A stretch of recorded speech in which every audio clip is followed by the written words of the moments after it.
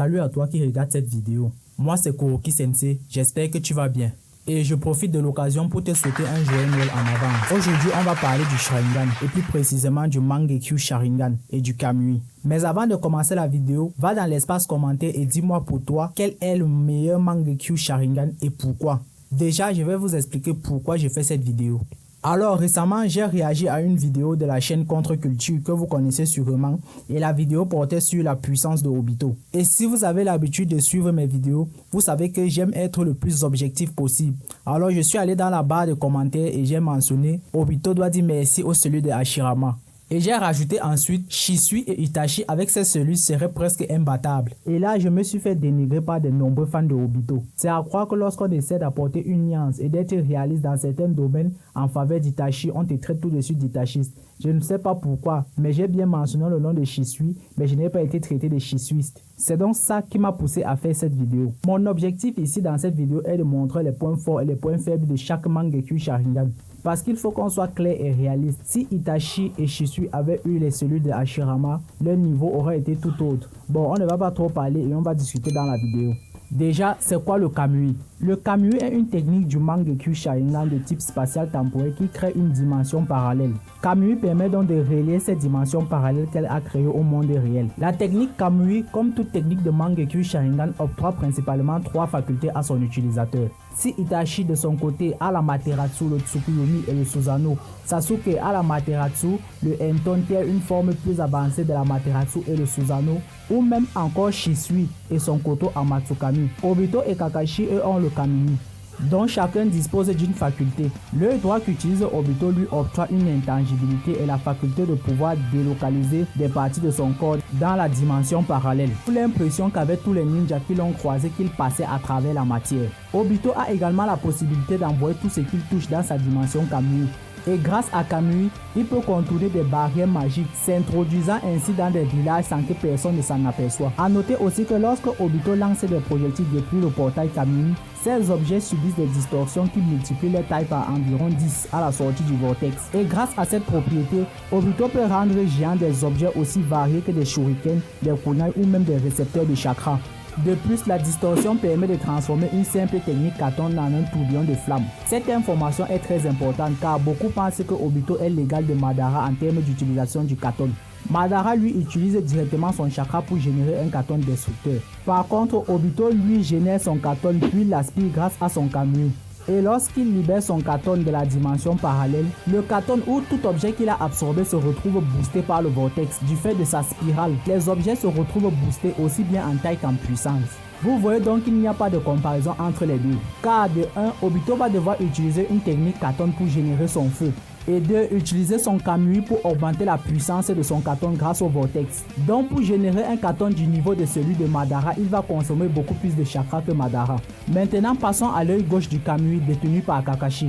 Le Kamui de l'œil droit, autrement dit celui de Obito, nécessite un contact direct avec sa cible. Par contre, celui de l'œil gauche détenu par Kakashi peut ouvrir un portail à distance pour aspirer les objets ou même les jutsu. En combinant le pouvoir des deux yeux, non seulement le transfert dimensionnel s'opère 2 fois plus vite, mais l'utilisateur peut également synchroniser son Kamui avec d'autres techniques spatiales temporelles, comme l'a fait Obito pour que Sasuke puisse s'échapper de la dimension de Kaguya. Grâce aux 2 pupilles, l'utilisateur peut ouvrir 2 portails régnant 2 espaces-temps différents. Tout ça par l'intermédiaire de la dimension Kamui. Par l'intermédiaire de Kakashi, on a pu avoir un petit aperçu de ce à quoi pourrait ressembler un Susanoo de Obito. Le Yasaka Nagatama de son Susanoo lui permet de téléporter tout ce qu'il touche dans une autre dimension. Maintenant passons aux faiblesses de Kamui. Comme tous les autres Mangekyo Sharingan, Kamui a pour point faible la quantité de chakra qu'elle consomme pour l'activation de la pupille et son maintien. Et lorsque l'utilisation est intensive, on constate que du sang s'écoule de l'œil de l'utilisateur. Et plus la cible est grande, plus le transfert dimensionnel sera plus coûteux en chakra. Malgré l'écoulement du sang, on n'aperçoit pas encore de réels dégâts physiques liés à l'utilisation du Mangekyo Sharingan. L'autre point faible est l'épuisement du Mangekyo Sharingan. Ce problème est ressenti uniquement par Kakashi avec une baisse de sa vision. Et autre petit point faible, étant donné que l'utilisateur ne peut interagir avec le monde extérieur tant qu'il est dématérialisé, il est obligé de désactiver son intangibilité lorsqu'il ouvre un portail dimensionnel. Pour faire plus simple, lorsqu'il essaye de se téléporter, il ne peut pas en même temps se dématérialiser. Il peut se faire attaquer car son son corps est bel et bien présent dans la dimension réelle et c'est à ce moment-là qu'il est le plus vulnérable. De plus, il ne peut pas maintenir ce pouvoir actif pendant plus de 5 minutes d'affilée. En gros, il y a 3 manières d'arriver à toucher Obito, soit en procédant comme Minato et Torune qui ont misé sur la contre-attaque. Sauf que pour le cas de Torune, il n'avait pas la vitesse nécessaire pour arriver à toucher Obito. On peut également procéder comme l'a fait Conan qui a attaqué Obito en non-stop pendant 10 minutes. La troisième option ici reste les attaques Genjutsu. Et pour ma part, je pense que c'est le moyen le plus efficace pour arriver à toucher Obito. Mais le seul problème ici c'est qu'on compte sur les doigts de la main les ninjas pour pouvoir mettre Obito dans un Genjutsu. Comme autre point faible du Kamui, on a le Kamui lui-même. Car 2 pupilles provenant d'une même paire peuvent chacun annuler les pouvoirs de l'autre. Bon, moi je pense que cette hypothèse est uniquement valable dans le cas du Kamui. Parce que la liaison s'est faite dans une dimension parallèle. Si on prend par exemple la pupille de Itachi, je ne pense pas que celui qui possède le Tsukuyomi peut facilement contrer celui qui possède Amaterasu et vice versa. Bon, passons à l'analyse de chaque Mangekyo Sharingan. Je ne vais plus présenter les capacités des pupilles de Itachi, Shisui et Sasuke et leurs facultés ne sont pas compliquées à comprendre. Pour analyser les pupilles et dire quelle est la meilleure, on va se baser sur les critères suivants: la vitesse d'exécution des techniques, la versatilité dans un combat, la puissance des attaques, la défense et la praticité. Je ne sais pas si ça se dit ou bien si on peut l'employer dans ce contexte, mais on va faire avec. Je vais peut-être choquer certains et beaucoup vont me traiter d'itachiste et je suis là pour être le plus objectif possible. Le Kamui n'est pas la pupille la plus puissante. Calmez-vous et je vais vous expliquer pourquoi. Parlons d'abord un peu de l'avantage qu'obtient Obito grâce aux cellules de Hashirama. Lorsqu'on parle d'Obito,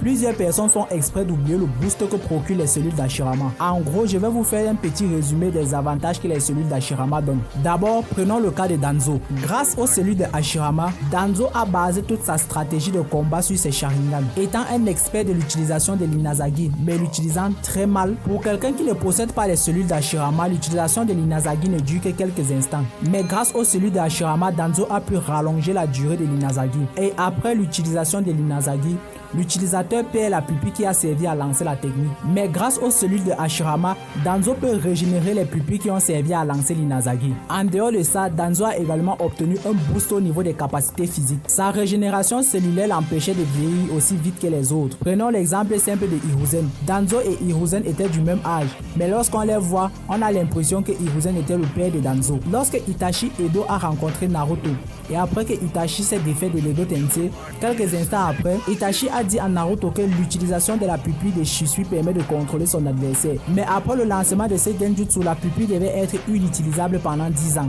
Mais grâce aux cellules d'Hashirama, il était possible de réduire cette durée à quelques heures. Et c'est exactement ce qu'a fait Danzo lors du conseil de Kage. Il a utilisé le Genjutsu de Shisui pour contrôler Mifune, sans que personne ne s'en rende compte. Et lors de l'arrivée de Sasuke, lors du sommet de Kage, Danzo a profité du grabuge qu'il y avait pour se tailler en douce. Et durant le combat Sasuke vs Danzo, le plan de Danzo était d'attendre que la pupille de Shisui finisse de recharger et utiliser son Genjutsu pour contrôler Madara. Bon, à l'époque, on se disait tous que c'était le vrai Madara Uchiwa, or que c'était ce guignol de Obito qui se faisait juste passer pour lui. Lui, je sais, j'ai traité Obito de guignol, mais les gars, déclencher une guerre juste pour une femme qui ne t'aimait pas, c'est un peu trop abusé. Et comme autre exemple qu'on peut encore citer, et là, cet exemple-là, c'est l'exemple le plus flagrant. Oh putain, on dit flagrant. Désolé. C'est Kabuto qui utilise les cellules de Hashirama pour rendre les Zetsu plus puissants. Si pour vous ça, ce ne sont pas des preuves que les cellules d'Hashirama permettent d'apporter des boosts à des ninjas, c'est que vraiment vous êtes de mauvaise foi les gars. Et on peut même dire que cette guerre a été rendue possible grâce aux cellules d'Hashirama. Parce que c'est grâce aux cellules d'Hashirama que Obito a pu constituer son armée. On a également Orochimaru qui a utilisé les cellules d'Hashirama pour parfaire son emprise sur les morts qu'il a invoqués grâce à l'Edo Tensei. Pour faire tout court, les cellules d'Hashirama permettent un boost physique, une régénération plus rapide du chakra, une régénération cellulaire et pour certains même l'utilisation du Mokuton. Et en ce qui concerne Obito, le mec n'a quasiment plus de problème de chakra car son chakra régénère extrêmement vite. Idem pour ses capacités physiques. Et contrairement à tous les autres Uchiwa, Obito ne semble pas souffrir de l'utilisation abusée du Sharingan. Les gars, ça c'est un point très important parce qu'on sait tous que l'utilisation du Sharingan pour les Uchiwa est à double tranchant. Mais Obito est le seul qui ne possède pas cet handicap. Déjà, le corps de Obito est constitué à 50% des cellules celui de Hashirama. Le mec a même carrément la possibilité d'utiliser un Mokuton partiel. Mais si on prend par exemple le cas de Kakashi qui ne possède pas les cellules d'Hashirama, on constate qu'il est cramé après quelques utilisations du Kamui. Et les autres Uchiwa comme Sasuke, Shisui et Itachi ne bénéficient pas de cet avantage. Et certains viendront me dire en commentaire qu'Obito ne possède qu'une seule pupille, qu'il a été handicapé par monsieur Kishimoto, nanani, nanana. Vraiment, ce sont des arguments bizarres et je dirais même à la limite bidon. Je dis cela parce que si on prend Shisui ou Itachi et qu'on leur octroie 50% des cellules d'Hashirama, vraiment ça serait des gars quasiment inarrêtables. Et même Obito avec son Kamui passera pour un véritable enfant. Et pour ma part, je trouve même que posséder les cellules de Hashirama et avoir une seule pupille est mieux que posséder le Mangekyo Sharingan éternel. En gros, les avantages que confère le Mangekyo Sharingan ne sont pas si énormes. Il empêche juste l'utilisateur de pouvoir perdre sa pupille et améliore légèrement la vision de l'utilisateur et ses réflexes. Mais le Mangekyo Sharingan éternel ne permet pas de régénérer ton chakra ni de régénérer ta pupille après l'utilisation de l'Inazagi. Avec les cellules d'Hashirama, tu pourras utiliser toutes les techniques interdites du clan Uchiwa et après quelques instants, ta pupille sera revitalisée. Si on retire les cellules d'Hashirama à Obito et qu'on l'octroie ses deux pupilles, je pense qu'il sera le plus handicapé de tous les Uchiwa. Bon, j'espère que vous avez compris. Lorsque je parle d'handicapé, je pense qu'il aura beaucoup plus de soucis que les autres. Déjà, il va limiter l'utilisation abusive du Kamui comme il le fait habituellement. Et en limitant son utilisation du Kamui, il sera donc contraint de ne plus trop utiliser son intangibilité. L'un des facteurs principaux de la puissance d'Obito, c'est le fait qu'il est quasiment impossible à toucher. Et de plus, on sait tous que Obito utilise beaucoup trop les capacités de son Mangekyo Sharingan lors de ses combats. Sans les cellules d'Hashirama, lors d'un combat, il y a de fortes chances que Obito devienne aveugle. Beaucoup pensent que M. Masashi Kishimoto a privé Obito d'une pupille pour le nerfer, afin qu'il ne soit pas trop puissant. Mais pour ma part, je trouve qu'il a été très malin et a réussi à trouver un moyen permettant à Obito de pouvoir utiliser les capacités de son Mangekyo Sharingan à pleine puissance. Bon, pleine puissance, c'est apprendre avec des pincettes parce que le véritable pouvoir du Mangekyo ne se révèle que lorsque les pupilles sont doubles. Mais prenons un schéma très simple. Si Obito avait eu ces deux pupilles, de la manière dont Obito combat, il se repose beaucoup trop sur les capacités de son Mangekyo Sharingan, notamment de son intangibilité. Déjà, la simple activation du Sharingan brûle beaucoup de chakras. Mais le mec lui passe quasiment la moitié de son temps à se téléporter, à être intangible, sans que cela n'ait des répercussions sur lui. Et vu sa manière de combat, vu qu'il utilise beaucoup trop les capacités de son Mangekyo Sharingan, je pense qu'il serait très vite devenu aveugle. En gros, pour moi, M. Masashi, en retirant une pupille à Obito, a plutôt diminué le boost que devait lui octroyer encore plus les cellules d'Hashirama. Soyons réalistes, utiliser les deux pupilles Kamui au maximum de leur potentiel sans les cellules d'Hashirama, c'est quasiment impossible. Ou bien ça serait possible, mais dans un court laps de temps. Sans les pouvoirs de l'ermite Rikudo ou sans les cellules d'Hashirama, je pense qu'il est impossible d'arriver à tirer le plein potentiel de cette pupille. Je tiens à préciser que dans les critères, lorsque je parle de défense, je ne parle pas de l'utilisation du Susanoo. Je parle de la capacité de défense que peut octroyer la pupille sans le Susanoo. Et de plus, on n'a jamais vu le Susanoo de Shisui. Et celui de Obito a été utilisé par Kakashi grâce au chakra de l'ermite Rikudo. Et s'il faut même parler des capacités du Mangekyo Sharingan avec l'utilisation du Susanoo, si on prend ces 4 ninjas là à 100% de leur potentiel, c'est-à-dire sans problème de maladie et sans boost des cellules d'Hashirama, je vous le dis clairement, Itachi surclasse même Madara dans ce domaine. Oui, j'ai dit les termes et je vois déjà beaucoup me traiter d'Itachi, mais ça ne fait rien, c'est juste la vérité. Posez-vous 5 minutes et analysez juste les capacités de Itachi et imaginez-le à 100% de ses capacités. Lorsque Zetsu a vu Itachi utiliser le bouclier de Yata et le sable de Sakigari, le mec a carrément dit que Itachi était quasiment imbattable. Bon, lorsqu'il dit imbattable, je pense que c'est juste pour souligner le fait que pour battre Itachi avec ces deux armes en sa possession, il serait vraiment très compliqué. Et je tiens à faire cette petite précision. Je suis responsable de ce que je dis, mais pas de ce que vous avez compris. Lorsque je dis que Itachi peut même surpasser Madara, c'est en termes de potentiel et de capacité. Je n'ai jamais dit que Itachi était plus fort que Madara. Parce que je pense que c'est très important d'apporter cette petite précision. Parce que dans les commentaires, certains vont me dire oui, t'es Itachi, t'as dit que Itachi est plus fort que Madara, nanani, nanana. Et je veux à tout prix éviter ça. Bon, maintenant, il est temps de passer à l'analyse fidèle pour déterminer la pupille la plus puissante. Déjà, avant qu'on ne continue, je tiens à faire une petite remarque au sujet des capacités du Mangekyo Sharingan de Shisui. Pour ma part, je pense que les deux pupilles de Shisui permettent de lancer le koto à Matsukami. La pupille que détenait Itachi avait été programmée pour envoûter Sasuke au cas où il se rébellait contre le village. Et celle que possédait Danzo a réussi à envoûter Mifune sans que personne ne s'en rende compte. Et cela sans contact visuel entre les deux. D'où ma déduction. Commençons notre analyse par Obito et Kakashi. Pour ce qui est de la vitesse d'attaque dans le cas de Obito et Kakashi, on va dire que Obito est celui qui a la pupille qui possède les attaques les plus rapides. Rappelez-vous les capacités que j'ai énumérées. Concernant l'œil de Obito, Obito peut stocker des techniques et des projectiles de toutes sortes dans sa dimension Kamui. Et lorsqu'il les expulse de son œil, le vortex que génère la pupille permet d'augmenter les vitesses de projection. Les pieux de chakra projetés par Obito sur Gyuki ont été tellement rapides qu'il n'a pas eu le temps de les éviter. Idem pour son Katon qui se propage sous forme spirale à cause du vortex, et par la même occasion la vitesse de son Katon est de plus en plus rapide. Par contre, la pupille que possède Kakashi nécessite quelques instants pour la concentration du chakra avant d'exécuter la technique. Et le laps de temps de chargement et la quantité de chakra varient en fonction de la taille de l'objet ciblé par Kakashi et également de la distance par rapport à sa cible. Déjà sur ce point, on peut noter la spécificité du Kamui par rapport aux autres Mangekyo Sharingan. On sait que Obito et Kakashi utilisent chacun le Kamui pour se téléporter, mais leur vitesse de transfert n'est pas folle. Je dirais même que la vitesse de transfert de la téléportation de Kamui est moins rapide que le Iranshin et la technique de transfert de Mabui, l'assistant du 4e Raikage. Mais lorsque Obito et Kakashi utilisent simultanément leur pupille, leur vitesse de transfert est doublée. Donc s'il faut mettre des notes, je dirais 3,5 sur 5 pour la pupille de Obito et 3 sur 5 pour la pupille de Kakashi. Et lorsque les deux utilisent Kamui simultanément, pour moi c'est du 5 sur 5 en termes de vitesse d'exécution. En deux, si on prend le domaine de la défense, je dirais que Kamui est à 4 sur 5. Que ça soit la pupille de Obito ou la pupille de Kakashi, les deux ont un excellent niveau de défense. Même si à mon goût, celle de Obito est beaucoup plus défensive et plus complexe, et celle de Kakashi beaucoup plus basée sur les offensives, avec des attaques à longue ou à mi-portée. Si on prend par exemple le cas de Obito, il est très compliqué d'arriver à le toucher. De par sa capacité de dématérialisation, il devient une véritable plaie pour ses adversaires, du moins des adversaires ayant un niveau normal. La protection qu'octroie Kamui à Obito fait que 85% des ninjas de Naruto ne pourront pas le toucher. Pour Kakashi, c'est très simple. Lancer des ninjutsu face à lui est une perte de temps. Et comme le dit le dicton, la meilleure défense c'est l'attaque. Kakashi a réussi à téléporter la flèche du Susanoo de Sasuke, alors que même Danzo avait des difficultés à l'éviter. Il a également réussi à téléporter le missile qui poursuivait Shoji. Bon, il faut aussi préciser qu'il ne peut pas téléporter plusieurs attaques simultanément. La preuve, il aurait été incapable de téléporter toutes les orbes du démon, créées par les démons que contrôlait Obito. En gros, face à Kakashi, il serait préférable de tenter des attaques à courte portée comme le Rasengan ou le Taijutsu. Pour ce qui est de la puissance des attaques, je donne un 3,5 sur 5 à Kamui. Pas à cause de la capacité de Kakashi qu'il a de pouvoir arracher les membres de son adversaire via Kamui, mais plutôt à cause de la pupille de Obito, qui peut démultiplier la taille, la puissance et la vitesse des objets. Les chances pour que Kakashi arrive à arracher la tête ou les membres des ninjas ayant le même niveau que lui sont très minces. Déjà, il ne l'a pas fait avec Tendo, c'est assez demandé pourquoi. Et avec Deidara, c'était un peu compliqué.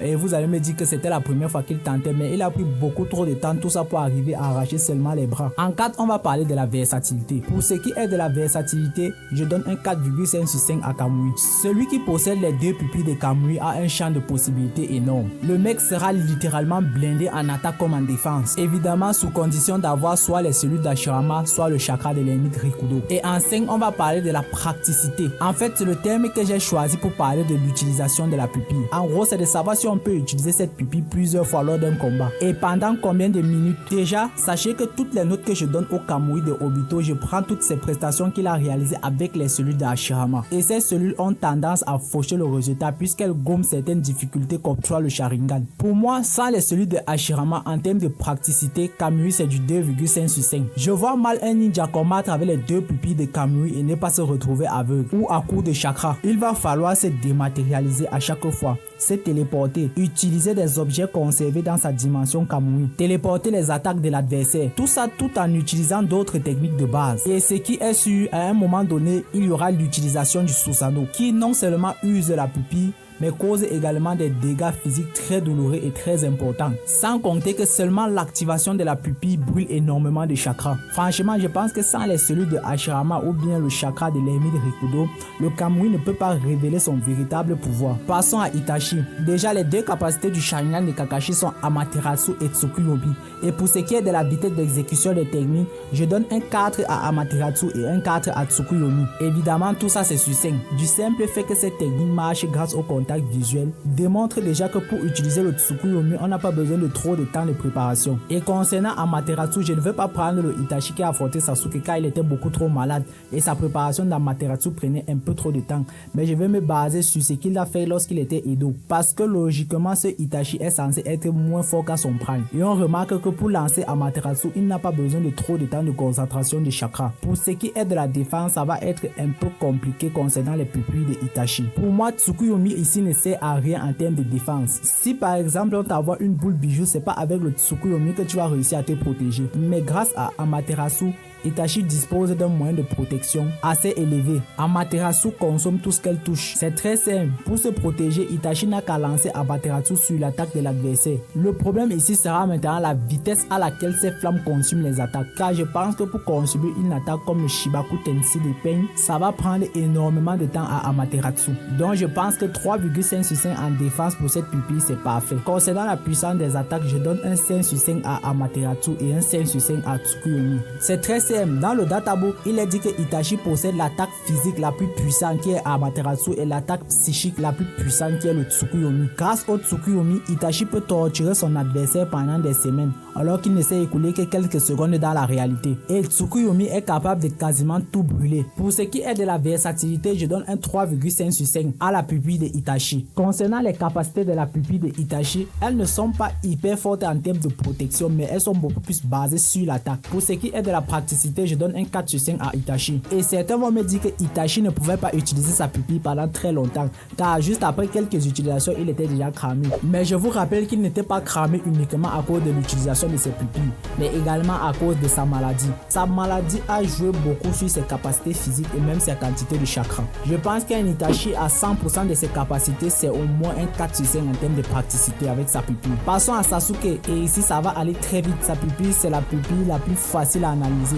En termes de vitesse, on m'a donné un 4 sur 5 à Sasuke. Sasuke, tout comme Itachi, possède Amaterasu. Et si j'ai réussi à donner un 4 sur 5 à Itachi en termes de vitesse pour Amaterasu, je ne vois pas pourquoi je vais faire le contraire pour Sasuke. Et je vous rappelle que pour arriver à esquiver l'Amaterasu de Sasuke, le Raikage a dû utiliser sa forme V2 du manteau de chakra. Donc son 4 sur 5 en termes de vitesse, c'est mérité. Pour ce qui est de la défense, Sasuke obtient une note de 4 sur 5. Sa note est meilleure que celle de Itachi, tout simplement parce que, contrairement à Itachi, Sasuke a créé son propre élément avancé qu'il a appelé le Enton. Et grâce au Enton, il peut donner la forme qu'il souhaite à ses flammes. Il peut créer les barrières comme lors de leur combat contre Kabuto. Il peut également se créer un bouclier de flammes noires comme face au Raikage.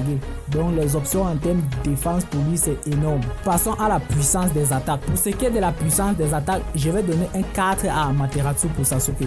Alors beaucoup vont me dire pourquoi tu as donné 5 en termes de puissance à Amaterasu à Itachi et tu donnes 4 à Sasuke. Je donne 5 à Itachi tout simplement parce que Itachi, en plus d'Amaterasu, possède le Tsukuyomi. Donc il peut facilement varier entre le Tsukuyomi et l'Amaterasu. En quelque sorte, l'Amaterasu comble les lacunes du Tsukuyomi et le Tsukuyomi comble les lacunes de l'Amaterasu.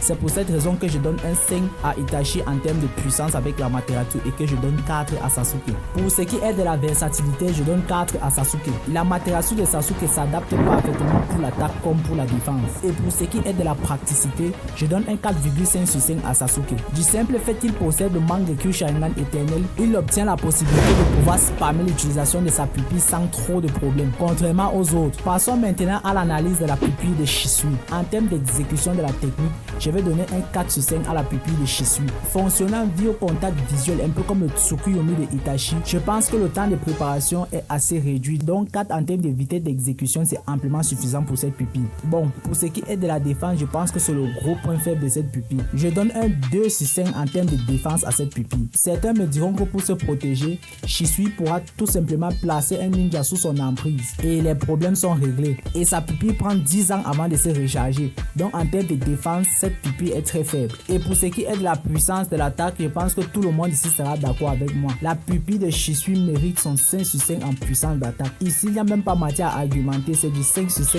net et propre. Comme en termes de défense, cette pupille a été très faible. Pour ce qui est de la versatilité, cette pupille obtient une note de 3,5 sur 5. Vous vous en doutez déjà, mais en termes de défense, elle est d'abord faible. Et je pense que cette pupille est beaucoup plus portée sur l'offensive que la défensive. Et en termes de praticité, je pense que cette pupille peut obtenir un 4 sur 5. Bon, faisons un petit résumé des statistiques. Obito Kakashi, en termes de vitesse, ils ont un 5 sur 5. En termes de défense, ils ont un 4 sur 5. En termes de puissance des attaques, je donne un 3,5 sur 5. Pour ce qui est de la versatilité, je donne un 4,5 sur 5. Et pour ce qui est de la praticité, je donne un 2,5 sur 5. Ce qui fait un total de 19,5 sur 25. Pour ce qui est du cas de Itachi, en termes de vitesse d'exécution, je donne un 4 sur 5. En termes de défense, je donne un 3,5 5 sur 5. En termes de puissance des attaques, je donne un 5 sur 5.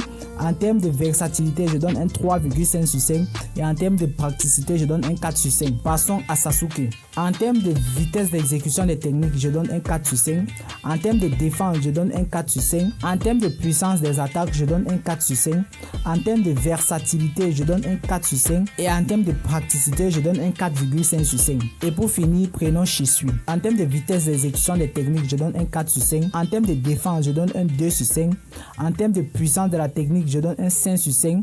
En termes de versatilité, je donne un 3,5 sur 5. Et en termes de praticité, je donne un 4 sur 5. Mais est-ce que grâce à ces stats, on peut réellement dire que telle pupille est plus puissante que telle pupille? En réalité, je pense que tout ça dépend d'abord de l'utilisateur et des circonstances dans lesquelles le combat sera fait. Car ces pupilles sont toutes plus puissantes les unes que les autres. Et s'il faut même parler de capacité offensive, je pense que la puissance de la pupille de Shisui est la plus à craindre. Alors que dans mes statistiques, elle obtient la note la plus basse. Donc je pense qu'on pourrait dire la pupille la plus efficace et non la pupille la plus puissante. Et je tiens aussi à rappeler que je n'ai pas mentionné Madara dans mon analyse tout simplement parce qu'on ignore les capacités de son Mangekyo Sharingan et que lui, tout comme Obito, a été boosté aux cellules de Hashirama. Donc je n'ai pas trouvé pertinent de l'inclure dans cette vidéo. Bon les gars, c'est déjà la fin de la vidéo. N'hésitez pas à me dire en commentaire ce que vous avez pensé de mon analyse. Et je vous souhaite encore une fois de plus un joyeux Noël et passez de très bonnes vacances. On se revoit la prochaine fois pour une nouvelle vidéo. Peace out.